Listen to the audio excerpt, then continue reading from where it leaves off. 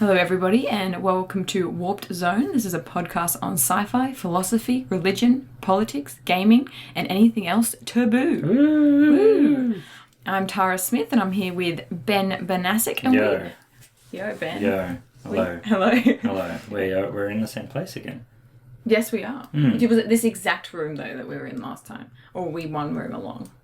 Well, no. So last week we were in different states. Yeah. You mean we're in the same room as in together? Yes, Physical. yeah. We're physically in the same space. Yes.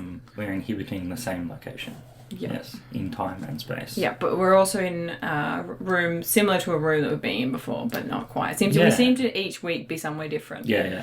So what room are we in? We are in room 401A for Alpha in the Fisher Media Room. Yeah, we're getting more specific about which rooms we're in. So Fisher Library has these media rooms that are set up, and the architecture of the room is very interesting. It looks like, you know, those old record players you see at like the 1970s. Yeah, they're 70s faux. Even the dials look really old. Yeah. So there's 70s faux record players that were really cheaply made, and if they've got like that odd yellowy black material. So, but it says Sydney University on like the dial plate, so I wonder if we turn it up, like it'll change the whole fabric of the university. Yeah, am I right? Turn up the bass. Let's drop the bass. Yeah. Do you think these are speakers? Yeah, it looks like that they're speakers. There's speakers in front of us, but they've just put a new computer on the desk, and there's all this weird wood paneling, and it's also only about 3 meters square. 4 meters square. I'm very bad not at even. It'd sizes. Be like 2.5 by 2.5 meter square. That's maximum space. Yeah. There's an escape hatch. There's a lock. Thank God for that. I think I'm going to need it later. 2 doors. I tried to put Tara in between the 2 doors. Could not fit. You could. I think you could. I think if I breathed in and sucked it all there, I could have squeezed in there. Yeah. But yeah, so we the band's back together. The band is back. Yes. We've had a week apart. Ben went and did some retro gaming things in Brisbane. Yeah, I did. I did lots. So since last Wednesday, there's been lots of things. But do you want to go first about what you've been doing? Yes. I have been pretty busy. I feel like I've been busy but doing not much, but constantly being busy. I kind of feel like I always feel like that though. You had your first shoot on... Yes, I had my first shoot. It went well. I did my Tara bingo, which was like a bingo that I tailored for religious studies. So it had some pretty silly things like, I have been to a church before. And the kids really liked it and got to know each other and stuff. And like they were like hugging and things when they found... Because you had to find someone of that name to fit that box. And the person who fit the most boxes would win. Yeah, right. So that's why I've got prizes this week. So it went really well. We didn't spend much time on the reading, but I thought it was more important that everyone felt really comfortable with each other and stuff. It's important with first year stuff. Yeah, and I've got the shoot again today. I'm going to talk a bit about the essay they've got coming up. I haven't started economics tutoring. That starts next week. Yeah, so I start on week 4. Still a lot of assessments. So many assessments on that unit. I think there's only 4, but each has 3 parts, and each part you need to meet with each student individually. Yeah, it's going to be a nightmare. Ridiculous. Yeah. Yeah. Anyway, they can afford to have 5 tutors on, so... Yeah. Anyway, so that's coming up. I've got some exciting news. I'm going to be on a guest podcast, on a different podcast. What? Tomorrow, yeah. What? I know, I haven't told Ben this, that's why I waited to the podcast. What podcast? It's called Out of the Blank. It's like a conversation podcast where this guy, basically from America, so I'm part of our podcast and our podcasting on Reddit. I follow the groups just to see like what's happening and things like that. And see our competitors. Yeah, exactly. And he asked if there's anybody that wants to just come and have a chat, and I'm like, yeah, right. Maybe I'll be able to plug our podcast. Yeah, that's good. Yeah, so it's called Out of the Blank as the name of his podcast. Yeah, so that's pretty exciting. Doing that tomorrow. It took us ages to work out the time differences though. He's like, do you know, like, I'll get up at like 1 a.m. and sorry, we can chat. I'm like, mate, you don't have to do that. Like, it's 17 hours difference, but we can find a time. Yeah. He's like, no, I like waking up at 1 a.m. I'm like, all right. Kind of, I was trying to be accommodating, but I was like, okay. So stay tuned. I'll tell you next week how that goes.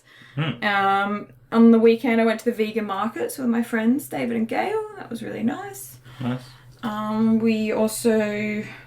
Oh yeah, you know Tony, my Tyler. Tony. He invited me to his kids' communion, so I went to the communion. So I went to 5 Dock All Hallows Church and saw their communion. It was interesting. I'd never been to a communion before. Oh, Yeah. it's Catholic, yeah? Yeah, basically Yeah. I started walking in and my skin started to sizzle and smoke. Oh, No, I'm just joking. It was very boring. It was really boring. Like the church, like no one seemed to want to really be there. The kids were playing up, and I just think like there was like all the life was sucked out of it, and I think that's why people turned to Hillsong. I really got it in that moment. I was like, this doesn't feel like it was community. Like everyone loved seeing each other. It was huge families. Like everyone was their aunts, uncles, like everyone, and they loved seeing each other. But I don't think they were getting much from what the priest was saying. Yeah, no. So the rites of passage, like the Latin rites of passage and the mass, the formal mass of how the Catholic Church had it organised, what was for a time and place.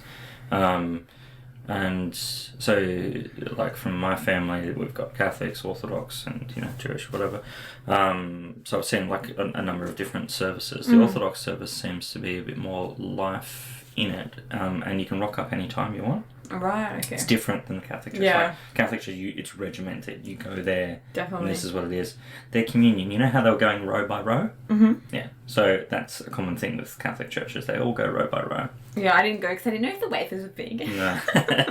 You're not allowed to go. I went to the priest. I was like, "Excuse me, is this wafers vegan? Is this wine? Is this wine you filter through fish bones?" I didn't do that.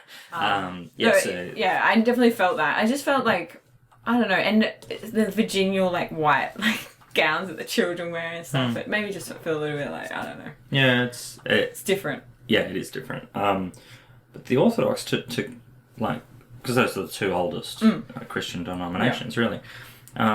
You can tell the difference when they have their communion. So Catholic are really regimented, line by line, very quiet. They've got the music in the background. No one sang either. No one sang. There was just one woman singing these like really like high like God loves, and everyone was just silent. Because I've been to churches before where you actually sing the hymns. It's way more exciting. Yeah, Catholics they just sit down. Do they do it in the Orthodox church? Do they sing? No, there's no music. There's no instrument, but there's chanting.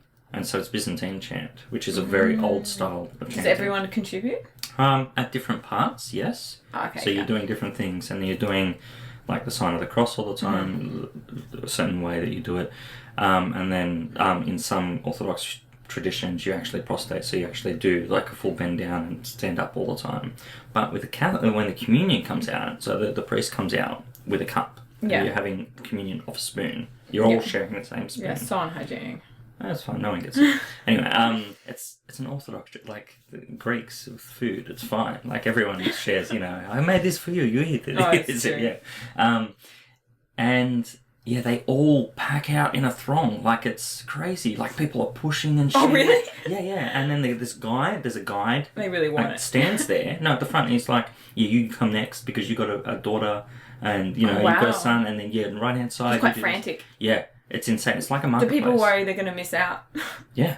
Everyone gets it. Everyone gets it anyway. But yeah, it's insane. It's so archetypal, like immigrant culture to Australia. And it's awesome. That's what happens in Indian temples as well. Yeah. Basically, you're being like jostled around. You line up for ages and ages, and you just get like 1 second with like the like religious person, and then you're out basically. Yeah, and like totally. you'll be like elbowed in the face. Like it's like really brutal. Yeah. But it's like you're meant to be holy and solemn in this. So I think the Catholics have got it worked out that this is a holy and solemn thing. Yeah, that's so funny. But I think as a representation of what humanity is about, those immigrant I prefer the cultures liveliness of that stuff. Yeah. I want it to be chaotic and people to want it, And I just felt like it was just a bit like you a bit like regimented. Like the midnight mass at for Easter for the Orthodox Church, like because it does get solemn, and then the priest comes out with like a light, like a candle.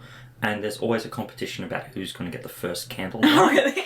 People actually literally push each other around trying to get this flame. They're fighting over fire, which is really dangerous. And then they run out and then light each other's candles and stuff. And it's hilarious. I want to come sometime. Can you come as just a guest? Yeah, you have to next time invite me. I'll come. Yeah, okay. Yeah, you can't go like up for the communion. That's okay. I don't want to anyway. Yeah, it's not vegan. No, but then he took us back to his house. He made all vegan food. His family had made vegan food, and Tony would introduce us to his friends. He'd be like, "This is my cousin's uncle." I'm like, I don't know. I'm never going to remember this person. And this is my like cousin's uncle's wife, and like this stuff. And he introduced us as his friends, which was really sweet because we were the only non-Italians there. Oh. Yeah. Yeah, right. Or non-family, non-Italian. So we felt really like it was really nice of him to invite us into his house and everything. Yeah, so that was cool. And Did then, you go to the markets before or after? That was last weekend I went. I've lost track of time. So this was this coming weekend. The week before that I went to the markets. So, yeah, I went to the Bankstown markets. Was that last weekend, was it? Yeah. That wasn't... And I bought Ben all these retro games, so I basically called them up and I was like... I think we talked about it last week though, didn't we, on the pod? Don't know. Don't think so. But I called Ben up and I was like, oi, there's these games. I'm always on the lookout for retro games for Ben, and found some... But I've never got a call from you like about that sort of stuff. I get calls from people all the time and they're like, oh, yeah, do you want this set of games? Or do you want that? And I get calls like from Queensland or, Victoria. People just call me all over the place. And then, a message from you, and you're like, oh, yeah, I found these things. I'm like, oh, okay, it's going to be something weird, religious or something. And it's like Dreamcast games. So, holy shit. I know what to look out for. I just had never seen anything for it. And Tom's always keeping an eye out too. Yeah. But you often don't find good stuff like for cheap. Often I find if I go in, someone's got games, they know the price and they price them correctly. Yeah. But this, we'll do a ruffle of the bag. Ooh. So this is one game that you got me, which we can mention briefly, is Seaman. So Seaman, it says Caution Seaman on the front, and it's got like a picture of a frog with a face. Yeah, it's a weird game. Yeah. I'm going to read some of the description. Well, it's narrated by Leonard Nimoy, which is weird, and you use your faithful recreation of Dr. Garce's laboratory to follow in his footsteps, uncovering the secrets of the Seaman. When the Seaman egg hatches, the adventure begins. So it's basically like a Tamagotchi pet that learns from you talking to it, and it gives you life advice weird. and stuff. There's an article that a guy wrote about how he went through breakups and on stuff. being weird. Sorry, I'm a little bit different, Valley Girl. Like, what does that mean? Yeah, that's on being weird. That's what the Seaman says. The Seaman says really odd bits of advice to the player. We should play it. Yeah, I'd like to play it. It's a game though that you have to play over like months and months. So every single day you go and you just talk to your seaman and give him food, make sure his temperature is right, and that's what it is. And he's got a really odd like sort of voice and stuff. But yeah, that was a really cool pickup. Yeah. Yeah, so that was good. So that was the weekend before. And then I also... Tom and I had our vegan anniversary. You probably saw on Facebook. I did. Yeah, I 5 forgave years. you. Yeah. I forgave you for being arseholes about it. Yeah. So for 5 years we've been vegan, pretty much. So we celebrated. Yeah. And went out to Mother Choose for dinner. That was really cool. And did they have everything on the menu, or are they missing out? No, I had everything. Oh, okay. Right. Yeah. And we met a really nice guy from the States who was sitting next to us. He was, name was Joe. From California. That's so archetypal. I met some American called Joe. Yeah, he's really sweet. Like, he overheard us talking about maybe going to America, because I'm thinking when I finish to do a postdoc in the States, and he was like thinking of going to America, and he works at university as well. And we just had a chat, and he wants to move to Sydney, so I want to move to the States, and he wants to move to Sydney eventually. So you could do a swap. It was his birthday. Yeah. There you go. And then we were like, well, let's hang out with him, because he was just like hanging around, and we were just hanging on his own. Yeah. On his birthday. Yeah, because he's travelled to Australia, like Sydney's only been here like 4 days or something. Yeah, right. So he didn't have any friends. And then we're like, let's hang out, let's go play darts, because Tom loves darts, and it was right near World Bar, I think it's called, or Century Bar. Anyway, somewhere where they have electric darts. So we went to go play, and then Tom wasn't allowed in because he had steel cap boots on. What? Really? Yeah, because it's dangerous. They thought he could kick someone and kill them. That's what the bouncer said. It is Tom. I know. Yeah. I know, like... one part Tom's a bit of a psycho, so that's probably a good thing to do. He's not really. But we don't drink or anything. I was like to the guy, I'm like, we're not even wanting to drink, we just want to go play darts. He's like, no, you're not allowed in. Wow. Yeah, so that was pretty funny. So that's what we did on Friday. And then on Wednesday night I rewatched Killing of a Sacred Deer, one of the Yorgos Lanthimos' films. It's such a freaking weird film. Like, I'm trying to get it. I'm trying to understand it. Yeah. It's basically about... the plot is that it's a surgeon who kills a patient and then has to repay his debt. It's very, like, Greek tragedy. He has to repay his debt by killing one of his family members. And basically, unless he does, they'll start bleeding from the eyes and they'll die. So it has, like, a time limit. Really weird. That sounds weird. Yeah, so I rewatched that. And then I've started reading Dark Benediction, Walter Miller's short stories. If I find any good ones, we might be able to do a review of it. Because coming up, we're going to be doing Walter Miller's... the first book in his Canticle of the Ballads, which I think Ben will really like. So stay tuned for that. And I went to the dentist, and that's it. just wanted to end with that. Excellent. Yeah. That's a Because good I know one. you have like your birth thing at the seams with all your retro gaming news. Well, yeah, there's other news first. So I have a Okay. big reveal, but we'll do Okay. that. So last time we spoke was Tuesday. Yep. Jodie arrived, and we. You went back to Animal Sanctuary, right? Yeah, we did that another day, but Oh, yeah, okay. yeah. So I'm getting too ahead. on the 3 days, we went to Animal Sanctuary and we petted a koala. Mm-hmm. It's really cool. Mm-hmm. And saw lots of animals. Fed an emu. Yep. Emu. Emu. Your new emu. Emu. Emu. Apparently, I say. You say everything weird. Oh, I say a booth. When you go and sit in a booth at a booth. restaurant. When you go and sit at a booth in a restaurant, right? A booth. Yeah. Alright, so apparently I say that weird. Anyway, So wait, can you say there's an emu in the new booth? There's an emu in the new booth. Oh, the joy of coming from a weird family. We went to the animal sanctuary, fed an emu. We walked around the South Docklands, I think it's called. Don't South care. something. You know I don't like Brisbane. Yeah, but there was this like a Ferris wheel big thing that you can see. So Jodie's like, oh, we should get tickets for that. And I'm like, okay, all right, no worries. So we get on there. Wait. $60 later. Yeah, basically. So we get down there, sit our eye down. I thought it's fine.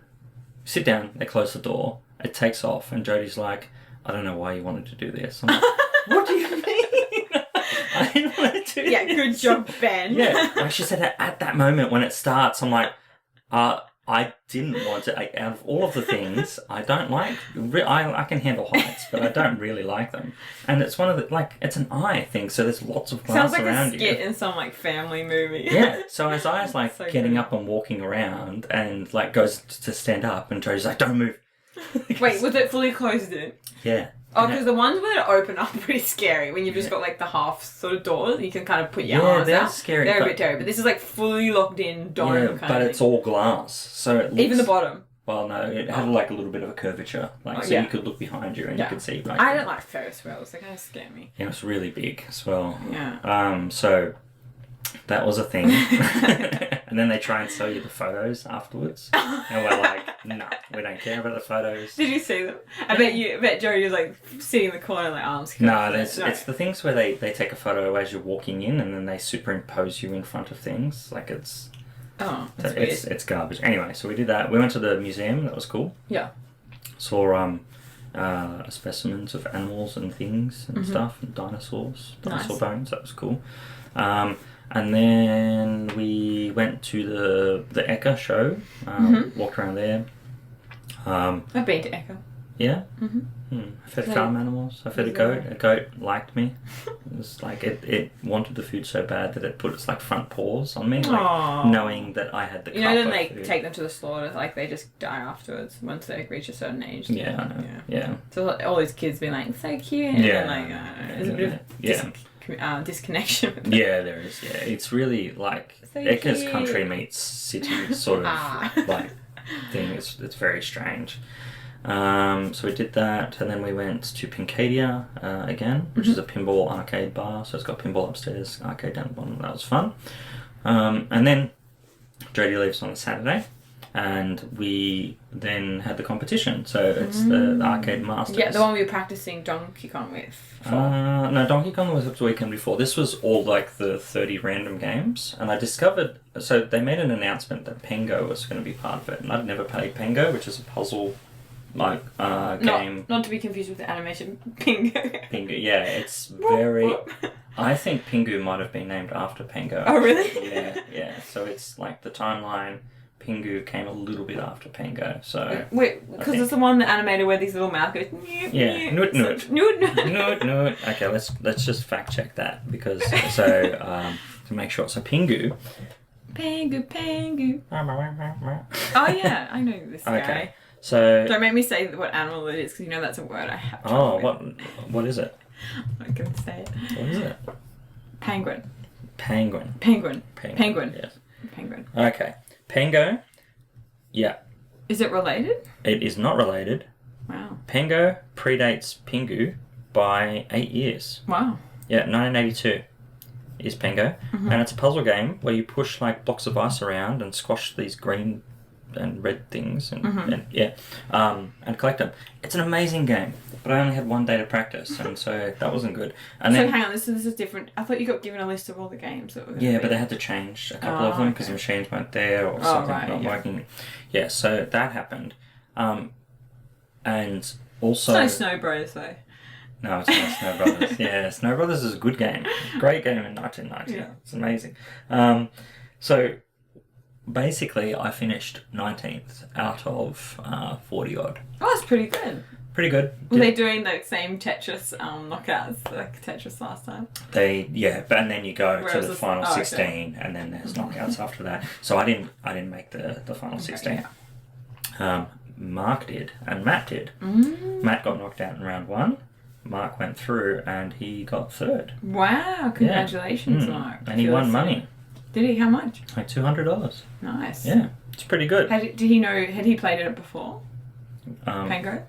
No, he'd never played that. And then there was like 30 other games that you could play. Oh, so you mean overall? Yeah. Okay. So there's Not 30 just on games. Pango. And then you get, if you come first to the game, you get 100 points. And then second is 99, and it keeps going down. Yeah. And then they add the points together. But then there's a side competition they had that you can get high scores for different things, right? So... Wait, what games were played? I'm trying to guess which one I think you did well in. Oh, you'll never guess it. Oh, won't it? Yeah. No. So it's not one of the usual like columns or something. No, you won't. But I'll try and... Was it semen?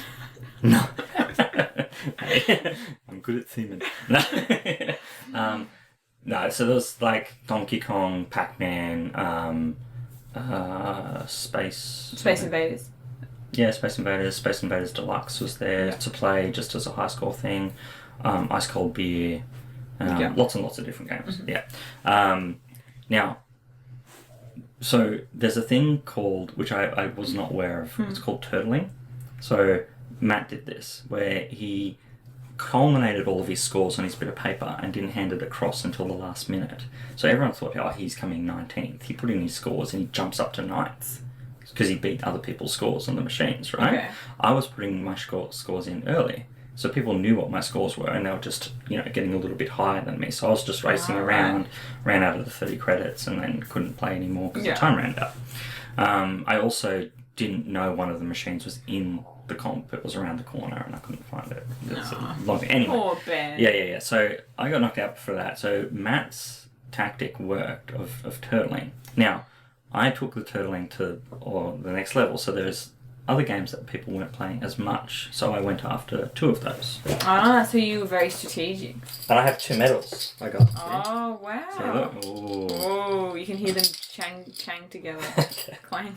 So, this is one I got, which is the highest score on Samurai Showdown 2, which is a game I don't know if you play it. It's like Street Fighter, but it's with swords, and it's a Neo Geo game. Was Evan playing as well? Evan was the weekend before, so he left. Oh, but he would have He'd be good at that game, I'm sure. Yeah. He knows that game. And he's good at all the fighting games. Yeah. Evan's really good at beat 'em ups and fighters and stuff.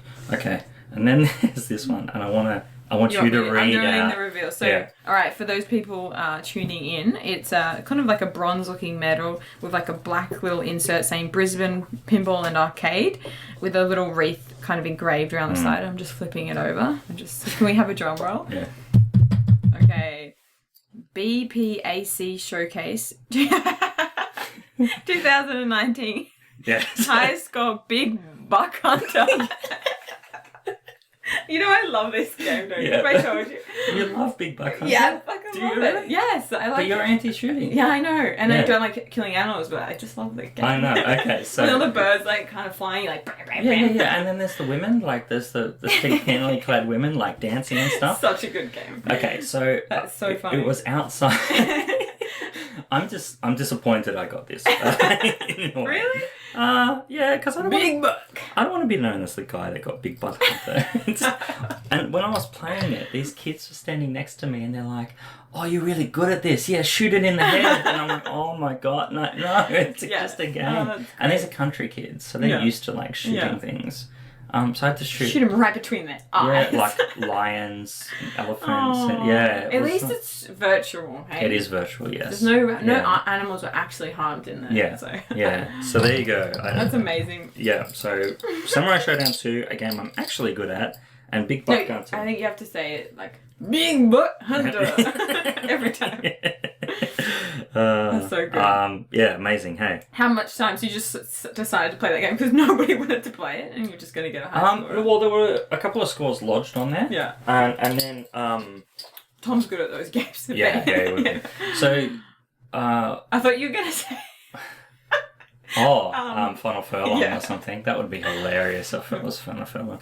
No, they didn't really have any like active cabs because it's really hard to take them to the show. If anyone doesn't know, Tom's obsessed with Final Furlong. He wanted to buy one for like $3,000. I had to really talk him down on that one. You should have bought it. Yeah. Would have been funny. Yeah. Set up like a betting den in your little garage. Like Final Furlong just there. I think he likes just like the movements of riding it. It's just so bizarre. It's funny. Yeah. It's a weird looking machine. So and weird. The horses don't look They're actually all like real. plasticky and I don't know. They haven't even tried to make them look real. They look bizarre. But yeah, fun. Big Buck Hunter, and I lodged 3 scores on there. And I think it was 6,500, 7,000 points, which is pretty good. Yeah. It means I got at least 2 of the trophies out of the possible. No, I got the 2 trophies out of the possible 2 from around 5. I only missed a couple.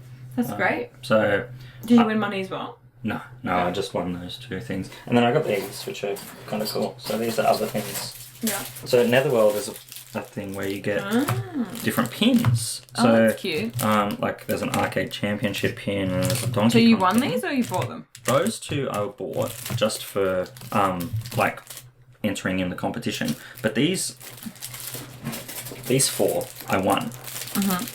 Now that I don't even remember what the name of the pinball machine is, but I actually won a pinball pin. Did you? Yeah, for getting 2.5 million on that pinball machine, which is nice.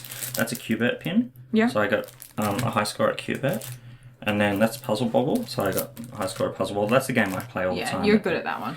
Yeah, I've become better at it. Yeah. So I'm wanting to go to 1989 to get rid of the score off the board that someone beat me quite easily with that one. And this is Ghosts and Goblins. Or Ghouls and Ghosts. Ghosts and Goblins, yeah. So they're massive. They seem really big then. Netherworld is a really, really big. Netherworld is a really cool bar there, which has lots and lots of games inside there. Jimmy Nails is the guy that owns Netherworld. That's his real name. Yeah. Sounds made up. Yeah, I know it does. Jimmy Nails at Netherworld. But he made the Walter Day interview happen. Really. Yeah, you told me. Yeah, so it's him. And then he's, over the last week, he's been really, really awesome to me and, let us in the bar and stuff and, that's so cool. do things. So, yeah, he's a really, really cool guy. They had a crazy taxi cab there and we couldn't get the pin, like, no matter what we were doing, we couldn't actually get it. Crazy Taxi is a Dreamcast game that John Pansini and I are pretty good at. Is that the one that Mark was playing at his retro game there on the driving one? No, that's Outrun. That one's Outrun. Yeah, but Crazy Taxi, you're just driving around collecting passengers as fast as possible. Yeah, just couldn't actually get that thing because the driving mechanism is a little bit broken. Yeah, so that is that. Mark came 3rd, which is really good. Yeah. And yeah, it was a really, really cool competition during the day, seeing the calibre of players that were really good at all games. Because I'm only really good at puzzle games and some RPGs, and you can't play a role-playing game like that at that sort of event. Yeah. Like, I'm good at different games. Puzzle-type games, with stats and changing things, whereas these are all action-adventure games or reaction games. Yeah. And the people that have those skills to reaction games, you can see how they applied it to different games. It's really, really cool to see. Anything else exciting happen? I came back home yesterday and the flights were delayed 2 hours. Oh no, that's annoying. Recorded another pod for the Game the System guys. So You've been on like 3 now, right? I think so. Last couple of weeks. Yeah. I don't know if the one yesterday's the audio is going to turn out because we recorded it at the airport and because was everyone else delayed as well? Yeah, there was heaps of delay. There was heaps of cancelled flights. But I mean, the Game the System guys were there as well. Yeah. we recorded that, and then I came home and sorted through all the games that I sent back home. Did washing. Found How the cats? The cats are good. So the cats had a holiday as Oh, well. because they got D-sex, right? Yeah, they had a terrible holiday. Yeah. Surprise! They go to the vet and then got D-sexed. Yeah. But, it's odd. Pitta, the naughty cat, has been jumping up on Isaiah and wanting pats. Oh, really? Yeah, so I think he's been lonely the last week. But Jodie went in and saw what they stayed in at the vets, and it's like this double-story cage with a run thing where they could jump up and do different stuff. So it wasn't just see some vets like they just keep them in little tiny. Yeah, this is actually quite a large space, and they were together. Yeah, that's good. Yeah, so they both got D-sexed at the same time. Have you noticed any of their behaviours change after? It's been only a couple of days. Yeah, so hopefully Peter will mellow out a bit. Yeah, he's still a little bit psycho, running around crazy. Yeah. He has bad wind. I don't know what they gave him. Oh, really? But yeah, he's... You know how sometimes on holidays you eat, bad things and his bowel movement changes or whatever.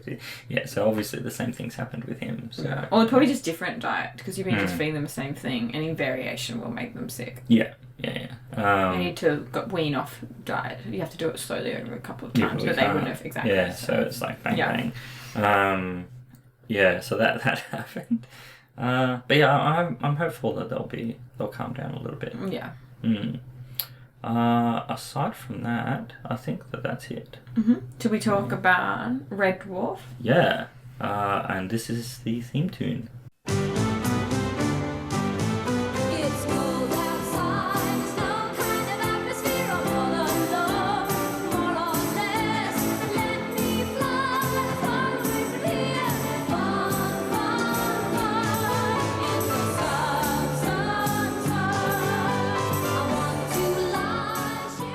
Alright, so that was the theme tune to Red Dwarf, a series that has been running for 31 years.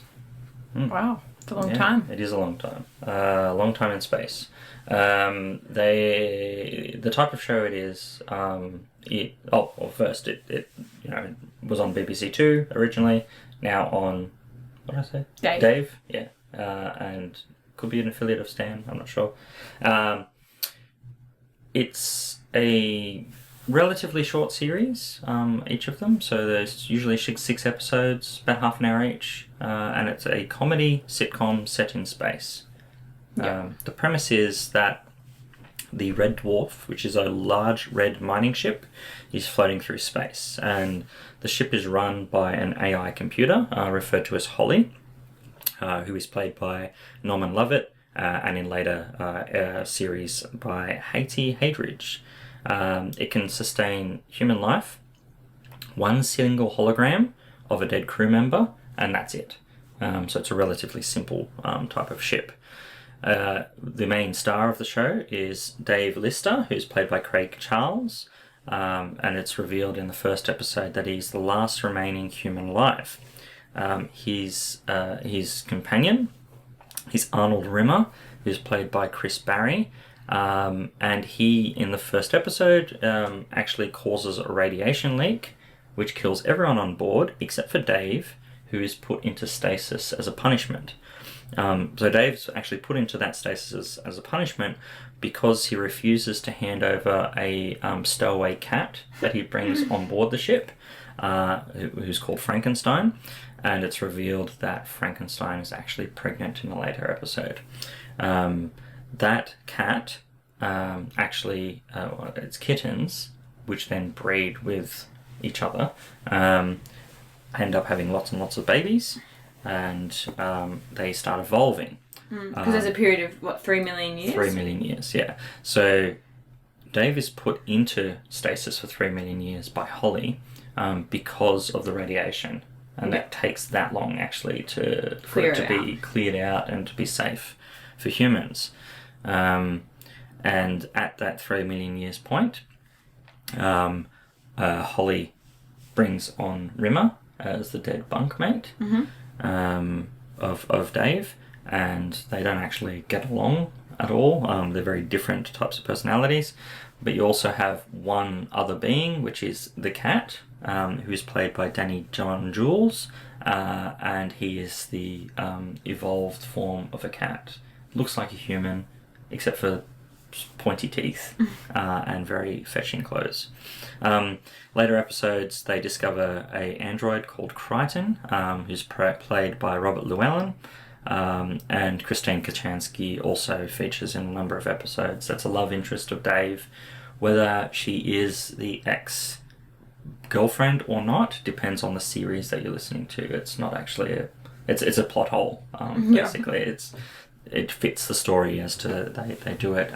In the later series, it has been decided that they were ex-partners, and she's played by originally Claire Grogan, and Chloe Arnett, or Annette in the later series. But what we concentrated on was the first series, and in particular episode 3 and 4. A little bit of trivia about it. Alan Rickman? Yeah, Rickman. Yeah. Yeah, he's like, hello. Yeah, that guy, yes, Miro. He auditioned for a role in the show, was knocked back, got quite annoyed about it, and then went on to have a very successful career as being Alan Rickman.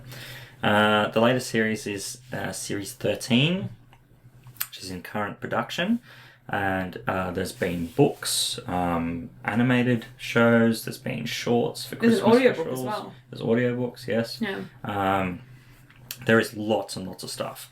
So Rob Grant and Doug Naylor were the original writers of the show, and then the later series is just Doug Naylor. After Rob Grant and Doug Naylor apparently had some difficulties after season 5, and it went all awry. However, 1988, this is the pinnacle of when the show was released. It was surprising for everyone because there was all these different sci-fi shows being shown which are quite serious, whereas this was it's a comedy from the outset. Yeah. It's also, I've read the sci-fi, and I feel this as well, that the sci-fi elements aren't a major component. It's more about the characters development. Yeah, it absolutely is character development on there. So maybe I'll give a quick rundown of each of the episodes in Series 1, and then we can talk. Or do you just want to focus on the two we're going to talk about? Or maybe, I do. Do a quick summary of each. So the end is the first episode, and that covers how the ship actually becomes contaminated with radiation, and how Holly brings Rimmer and alive, or he embodies the hologram space that the ship is allowed.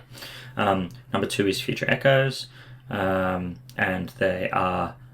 The ship turns around and then goes into hyperdrive or light speed, racing back towards Earth. Because for 3 million years, Holly hasn't thought to turn the ship around and go back to Earth.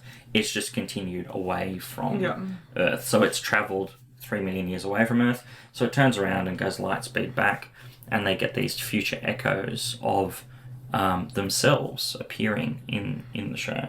And one of them is Dave holding 2 babies, and they say that this will be revealed in the future. Number 3 is The Balance of Power, and this is about Rimmer possibly replacing not wanting to be replaced as the ship's hologram. So this is an episode we watched. Number 4 is Waiting for God, which is about cats, and we'll talk about that in a second. Number 5 is interesting. So it's Confidence and Paranoia. Dave becomes really sick, and fish start falling from the sky, and after the fish subside, he's caught this flu, which has evolved to the point where his confidence and his paranoia actually become personified as 2 separate, beings. And they battle it out almost for convincing Dave to do one thing or another. It was very funny. And then Me Too is Rimmer comes up with an idea of duplicating himself and moves out of the room with Lister. And one of them ends up switching the other one off because they can't live with each other because they're both not paranoid, but they're both power hungry people. So that's a synopsis of basically all the first season. So it doesn't feature Crichton or any of that. It's just really the cat, Holly, Lister, and Rimmer. So the four of them playing off each other all the time. Holly doesn't come up too much in the first season as well. Like, he becomes more of a central... She becomes more of a central figure in later series, I think.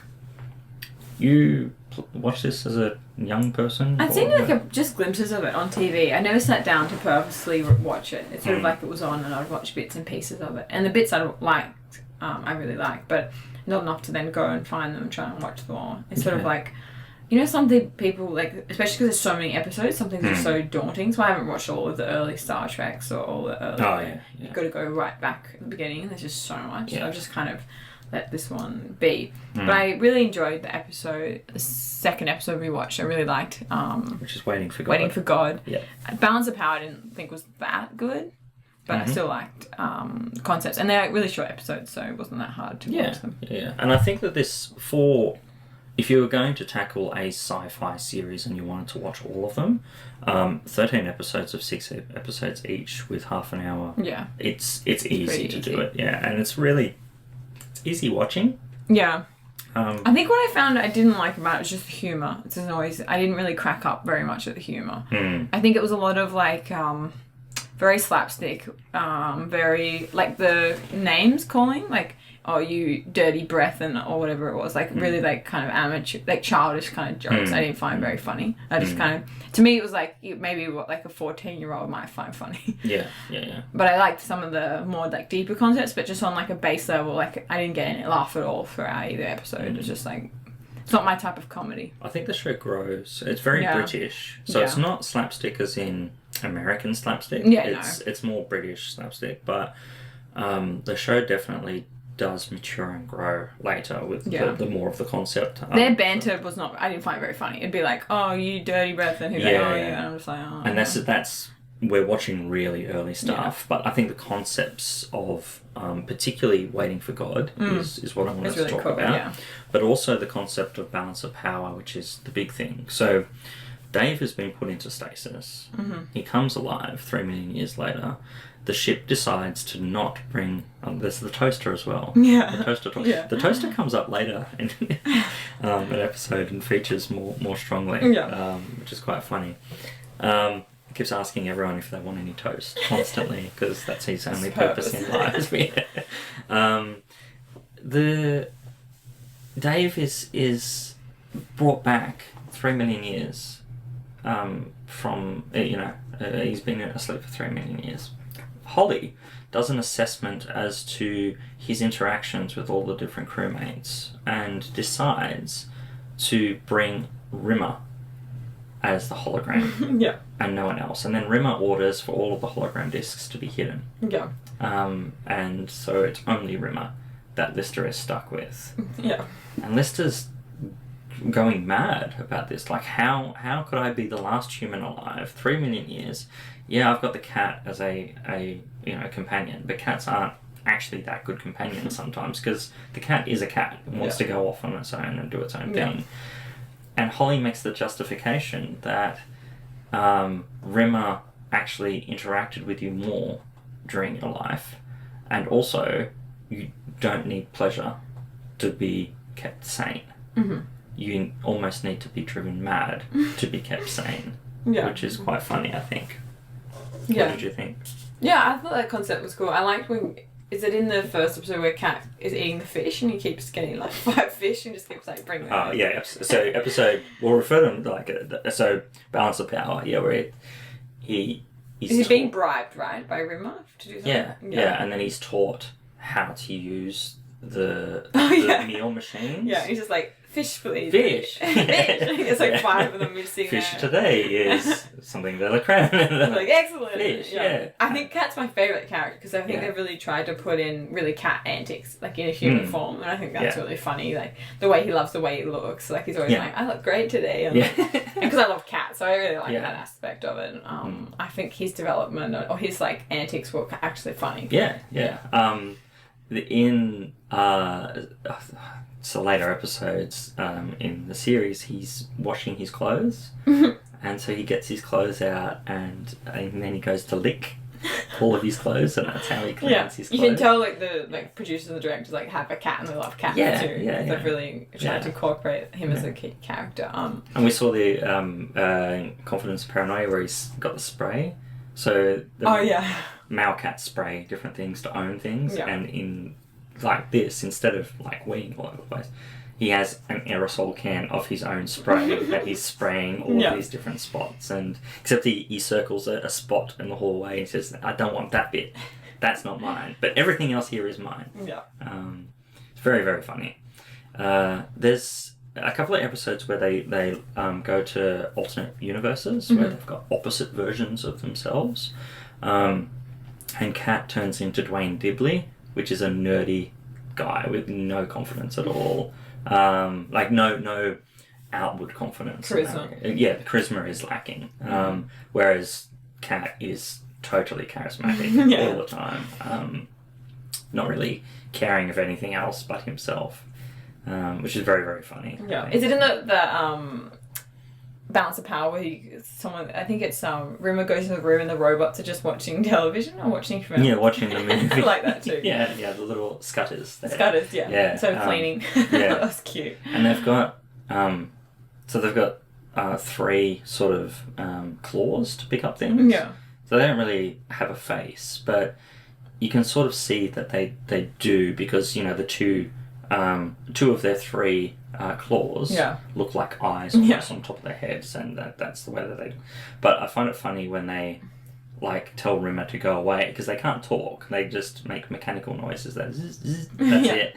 And sometimes they'll do the hand motion like F you. Yeah, F you, or not up yours, but it's like it's a British movement where you've got two fingers instead of doing the peace sign, opposite peace sign. Isn't that up yours? Yeah, up yours is like generally like a single We're finger. gesticulating to each other. Yeah. So you do like this. Yeah. Two fingers opposite. Not that though. No. You don't get the arm and do No, that. you That's don't. definitely a big fuck you. That's a big fuck. Yeah. No, I thought that was cute. But yeah, I didn't like that episode much compared to Waiting for God. I just thought it was like, it was a lot of banter between them. And so what's their names again? Rimmer and... Lister. Lister's the main character? Yeah, so he was studying for his chef's... Oh, that's right. Yeah, right? He wants to try and outrank him. Yeah.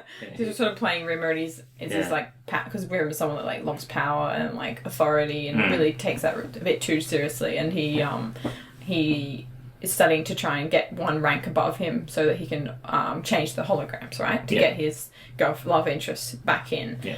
Yeah. And then it's kind of sad because Rimmer keeps saying like, you won't change me back, you won't change me back. Like you kind of feel for him a little bit, don't you? Like being like changed. Yeah, he just wants to live. Yeah, I like the part where he asks Holly for like a rundown of his stats and thinking, so first he reads Lester's stats and it's like lazy, never going to amount to anything kind of thing, and he's like chuckling, he's like, read mine, and the other one was like, he's like super hardworking but you'd never want him in the same room with you. Basically he does all the work that nobody wants to do. He has a job, you don't want to do it, give it to Rimmer. And it's like, it's quite funny. I think Rimmer makes a lot of that first series though. Like he's a character that you don't originally like. He's not a great character. He doesn't have good traits. He's not... I don't particularly like either of them though, to be honest. No, yeah, Dave's like, he's very messy, slobbish. But yeah, they're both being stuck in this space and being, left control of a large ship. They have to try and get back to Earth in the best way that they possibly can. Yeah. Which is quite funny. So... yeah, I think the character development of it is good, and I think it's very unique in relation to the setting that it's in, particularly for that time and space. You've got Doctor Who, which is very popular at that period, and obviously Star Trek and Star Wars has been popular at the cinemas earlier, but still that's in the memory of people, and they've chosen to do like this character development in space in this. Yeah, it's amazing they can do so much with never really changing the setting and really only relying on like three or four characters and three or four rooms. So it's like, it's really cool that and I think that's why they have to focus on the character development, because other than like aliens attacking, I mean, you could do the normal science fiction tropes. Yeah. There's not a lot you can do. No, you can't that's right.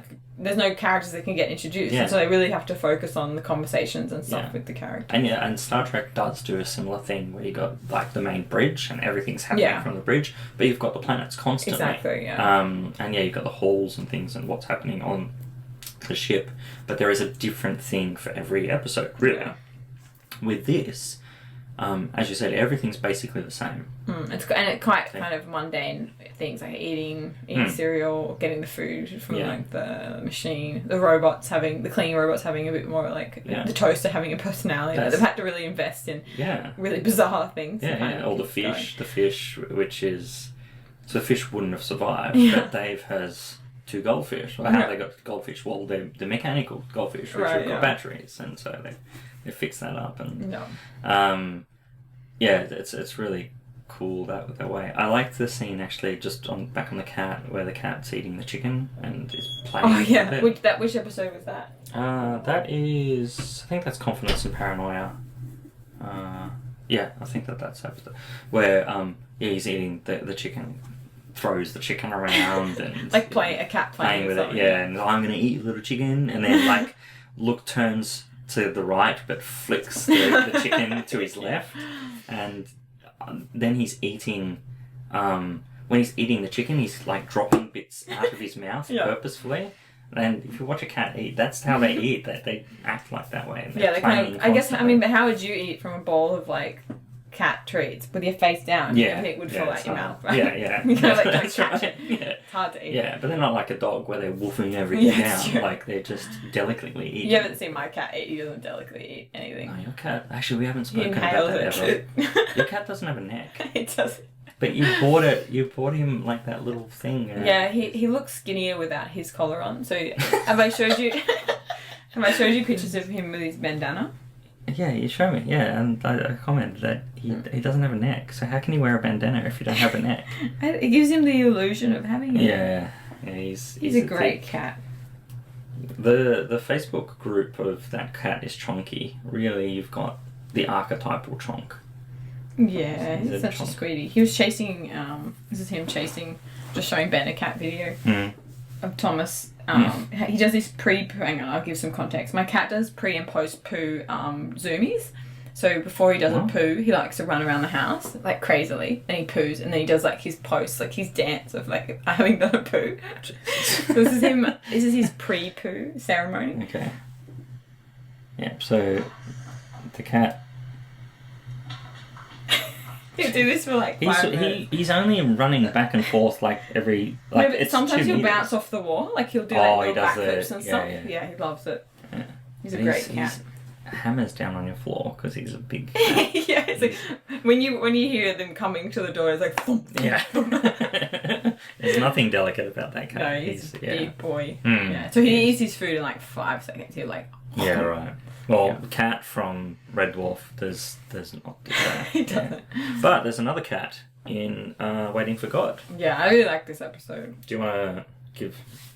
I watched them 2 weeks ago because we changed the order of podcast, so it was like not in like fresh in my memory. But they find a space cubicle thing, like an empty vessel that they find floating around, and Rimmer thinks that it's alien, proof of alien life, but it turns out that it is their old rubbish pod that they've thrown out and grabbed, and Dave realizes by just rubbing the dust off he can read the full number on the which just says Red Dwarf. Which says Red Dwarf, but then he covers it up with dust to kind of keep the joke going. And then meanwhile there's like a side thing where he finds cats teaching him how to read cat by smelling. So they're reading books by smelling it, and I thought it was kind of a cute concept. So basically he gets the book and he's like sniffs it from one side to the other, back and forth to read it. Can jump. So he starts off by reading like a kid's book, or a cat's equivalent of a kid's book, smelling it. It's really basic, and then he asks to see like the holy text, and Cat gives him the Bible, and he starts to learn about the kind of the history of the last 3 million years that he's been in stasis. And the cats have basically created a religion based on him, and he tries to tell Cat, "Oh, that's me," when they're reading the description, and the Cat just doesn't really believe him because like he just can't really understand the concept. And within it is this these stories that I think Dave must have been telling his cat Frankenstein about what he wanted to do when he got to Earth, or he wanted to build like a hamburger joint. Yeah, he wanted to build a hamburger.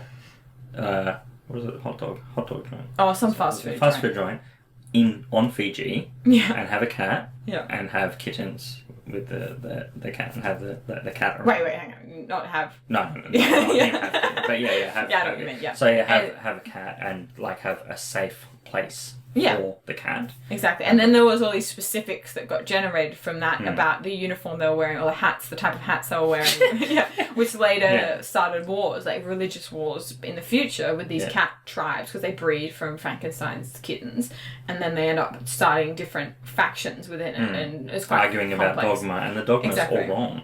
So Dave's like, no. So the names change just slightly. And this is, I like the string of memories that happen here for the different cats. Hi! Sorry, we've got this room till 12. Oh, sorry. Thank you. I thought I locked it. No, that's all right. Sorry, everybody, who just got interrupted. She was so afraid. Yeah, I was like, hey! Yeah. It doesn't actually lock, I think, is the problem. Okay. That's okay. Hang on. No, it doesn't lock, so that's why people keep coming in. It's annoying. Sorry, everybody.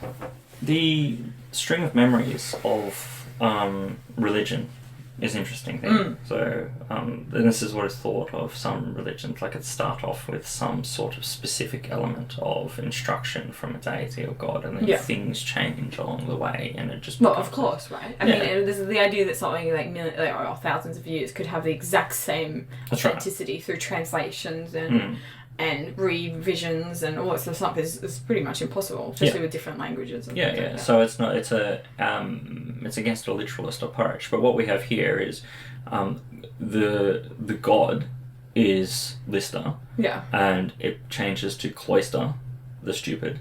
So Cloister, the stupid, is Lister, and they're meant to go to Fujal, which is actually Fiji. Yeah. So these aspects of it just get changed and altered. Yeah. And then you have the old wise. Yeah. So basically, what happens is that then he decides to try and find Cat and try and see where he is, and can't find him anywhere. And he basically finds this sort of secret room. This is Dave. Yes. And then Dave stumbles upon it, and they see this like dying priest of like the cat religion who's been there, and Cat's there. And he's the last believer of the cat religion, and all he wants to do is go to his maker, which he sees as being Cloister the stupid. Yeah. And then I think what happens in the end is Dave tell him that like, he was right, everything's and then okay. you're going to be there. Yeah, you're going to be there. Exactly. Yeah. Even though you know that it's obviously not true. And then the guy dies. So it's sort of kind of looking at, I mean, at one point it's critiquing religion. Look how silly it is that, you can be fighting over different coloured hats when even those hats were completely wrong anyway, and all this sort of stuff. And also you're believing in something clearly fictional because he's right there. Dave's like, obviously none of this is true. And then he realises that it's given solace to somebody, and that he could have corrected him and told him the truth, but he didn't want to do that. Just his little bubble. And so the usefulness of religion then is shown.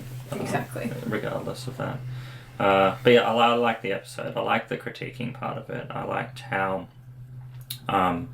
there is this in-depth view of like a Bible holy text. Yeah. Of and smelly.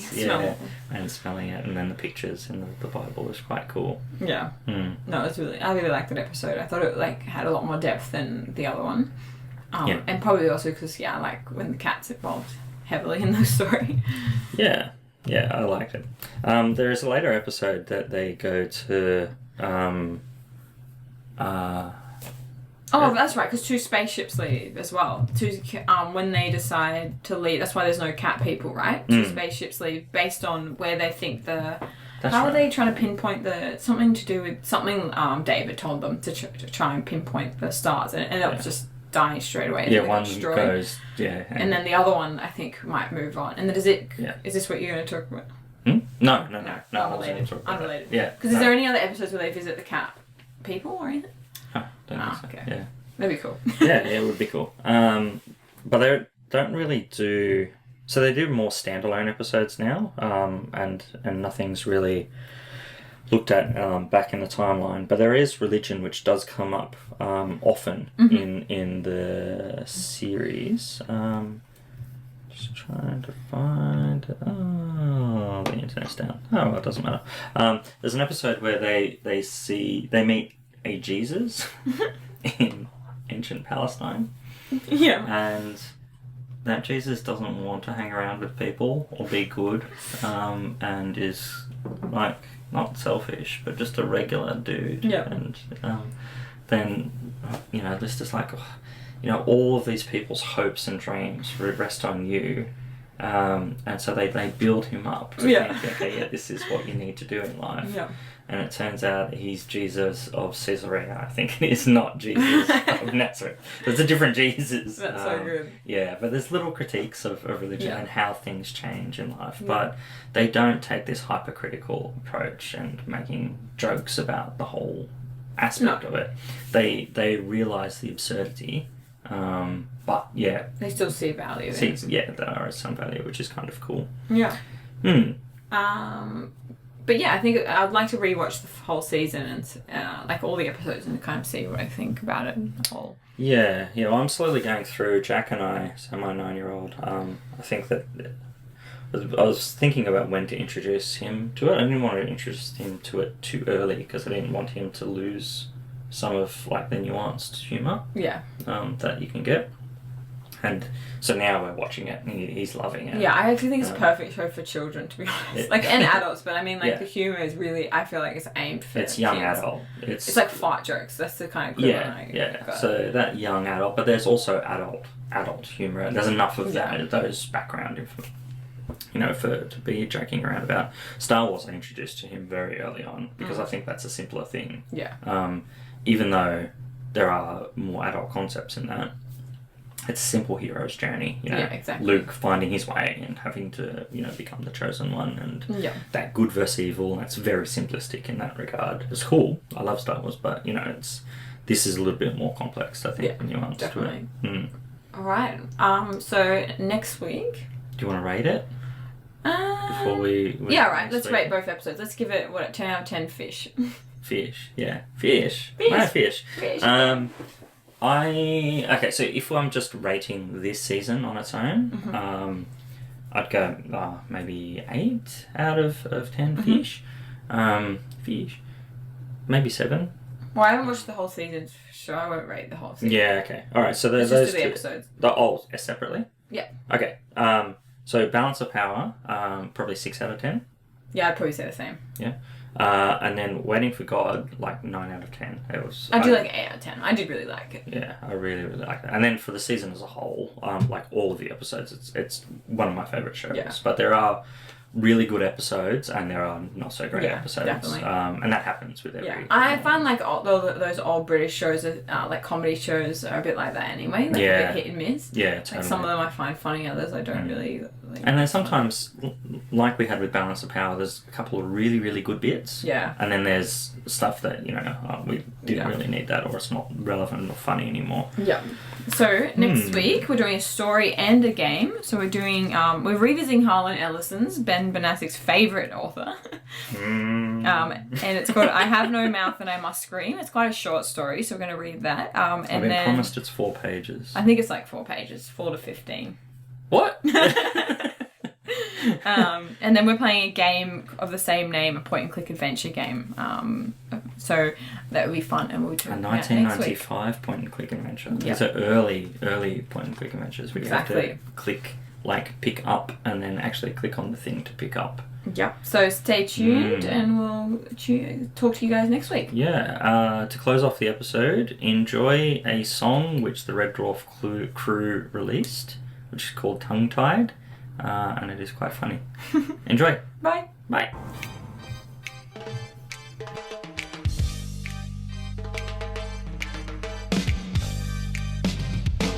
When I saw you for the first time, my knees began to quiver.